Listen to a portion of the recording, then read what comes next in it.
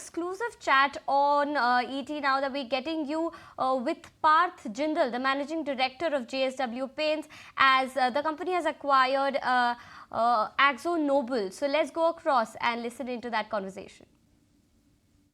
We've been in the paint business since 2019, and even when I was studying, getting into the paint industry, one of the most inspirational and iconic companies and brands was obviously the Dulux brand, and that's a brand that I've always held in an extremely high regard for, as well as for the company AkzoNobel. So we've been one of India's fastest growing paint companies over the last 5 years, and from starting from scratch to crossing about 2,000 crores. And we were always looking at ways of growing bigger. And when AkzoNobel Global announced a strategic review of their India business, we felt that this was an incredible opportunity for JSW Paints and to really become a larger player in the space and come into the top 4 and then eventually come into the top 3, which has always been our stated ambition and goal. We also studied the synergies both on the decorative side of the business as well as on the industrial coating side of the business, and we found that there were tremendous synergies from a distribution standpoint, from a procurement standpoint, from a logistics standpoint, and we felt that this was really the business to go after. We gave it our best. We worked hard on it, tried to give an offer and build a relationship with Greg, which I think I have done now, and I think this is a great outcome for us.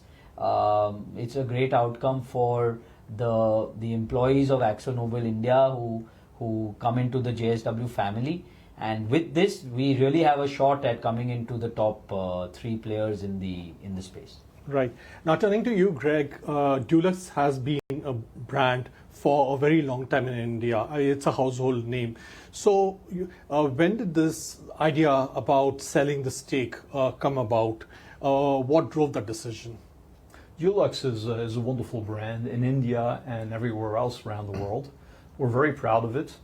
In India specifically, we came to the conclusion that we were underutilizing the power of the brand, and that there was an opportunity to significantly step up in terms of growing the business faster, that it also involved deeper distribution into some of the mid-sized cities in India, whereas Akzo was very good at addressing the large cities, but less so in the smaller cities.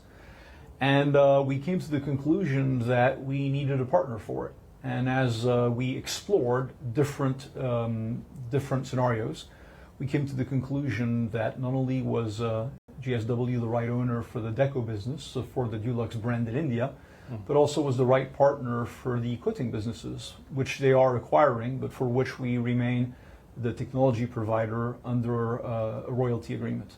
So at the end of the day, it was more finding the right partner than selling something, and we're convinced that we found the right partner in JSW. Right. Now you've concluded the acquisition. How would JSW Paints go about integrating AkzoNobel into your overall paint business? JSW Paints has been around since May 2019, I gather. Would you be eventually looking at a merger between JSW Paints and AkzoNobel India? No, so obviously we still need the regulatory approvals. So Competition Commission of India approval is very important, and then we have to complete the open offer. So this will take some time, and we hope that by the end of this calendar year or before that, we are able to conclude the transaction and come into the ownership of ANIL. I think we are very committed to driving the synergies between the 2 businesses. We want to keep the 2 businesses separate for a certain period of time while we understand the culture of each other, while we assimilate the teams, while we assimilate the synergies in the marketplace as well as with the customers. So all that will take some time, and then eventually, yes, we would like to reverse merge JSW Paints into this entity, because we will already have one listed entity in the market. So it would be natural for us to look at reverse merging JSW Paints into this entity.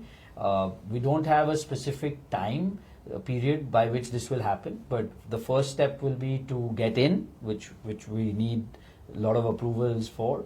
Second step would be to understand each other and really get the teams to talk to each other and work as one. And then once we've achieved those synergies, we will reverse merge the JSW Paints into this entity. Greg, what role do you see for AkzoNobel in India post the transaction?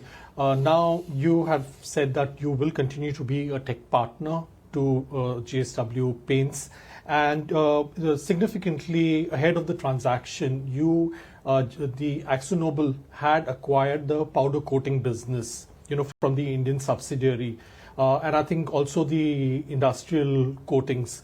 So, in terms of your presence in India, which is one of the fastest growing economies in the world, what role do you give that? Well, we believe in the Indian market very much. This deal is not about limiting our presence in India. On the contrary, it's about finding the right partner in areas where we feel that we're not strong enough, and then doubling down in areas where we feel we are. So as you rightly said, we bought out the 25%, we're in the process of buying out the 25% minorities in our powder business, which we'll own outright 100%. And there's a significant potential in powder in India. It's a wonderful technology that has coverage applications, but also insulation applications. So things like electrical vehicles or consumers of powder. That business is a focus. Then we're the technology provider for JSW's future coating businesses, which they're acquiring, and that means continuing to develop products around the world, which will be the products sold by JSW in India. So essentially, JSW gives us global coverage for our products. Right, so that's what the roadmap for AkzoNobel and JSW Paints is looking like right now. Well,